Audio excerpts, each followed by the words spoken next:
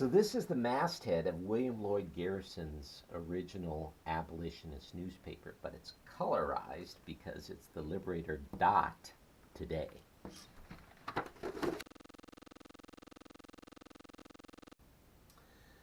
We are in the midst of the series on what I am calling radical hope, a hope that is a bold conviction about an alternative possibility for the future, which runs so counter to the current data, so counter to the current projections about the future, that it seems in truth impossible.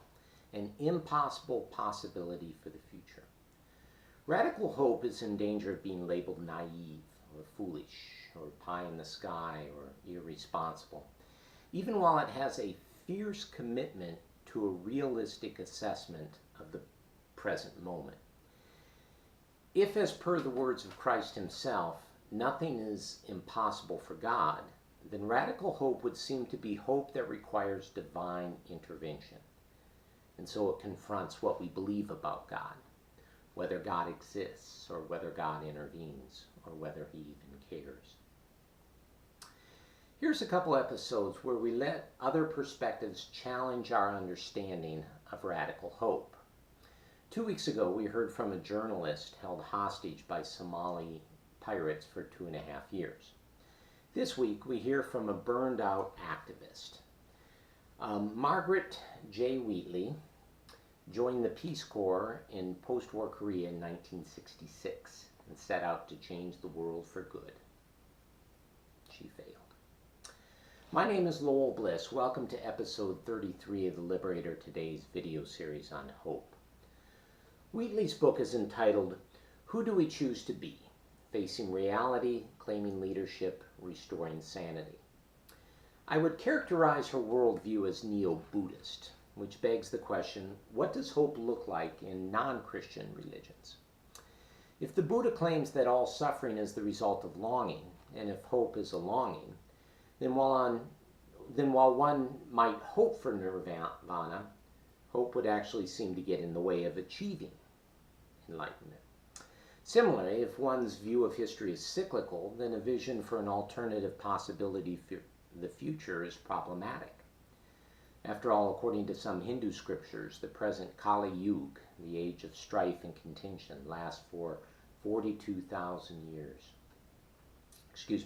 432,000 years. The first appendix in Wheatley's book is entitled The 6 Ages of a Civilization's Growth and Collapse.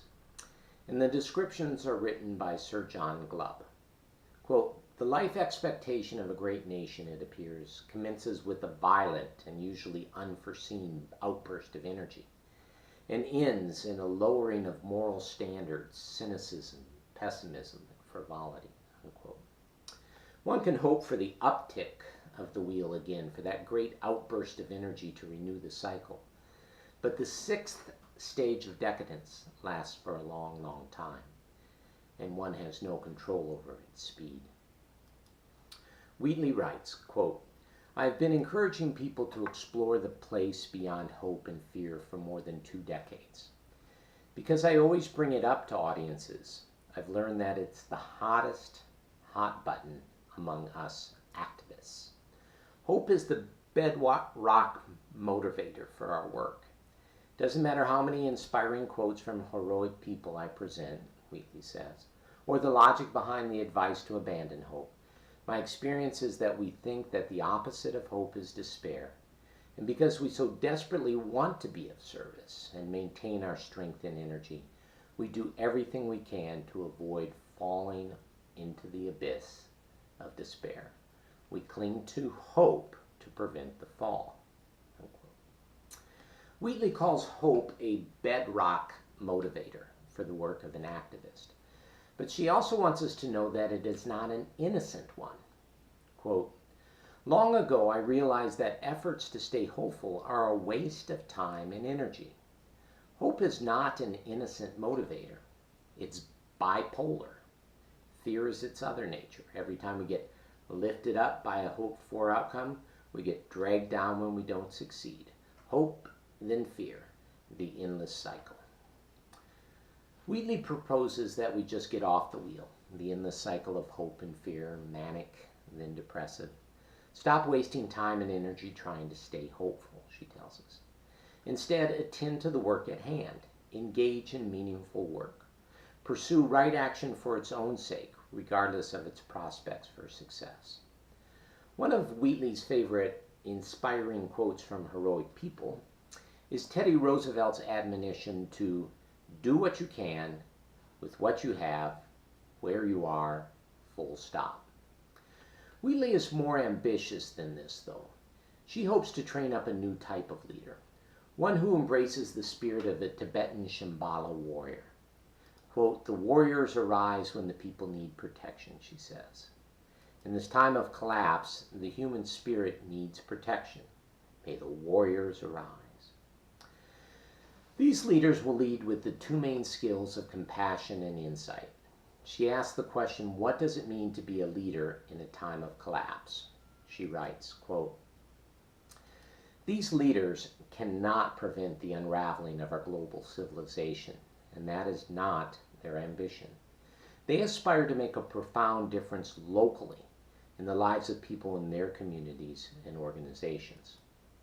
She goes on to say, "There are no assurances they will achieve long-term impact or be rewarded for their success from the leaders above them who are possessed by fear and panic, and yet they persevere because they are committed to doing the best they can for people. They have learned that nearly all people desire to do good work and good relationships with their colleagues. In full awareness of the trials and tribulations that will not cease, they offer their leadership skills to create islands of sanity, places of possibility and sanctuary where the destructive dynamics of collapse are kept at bay."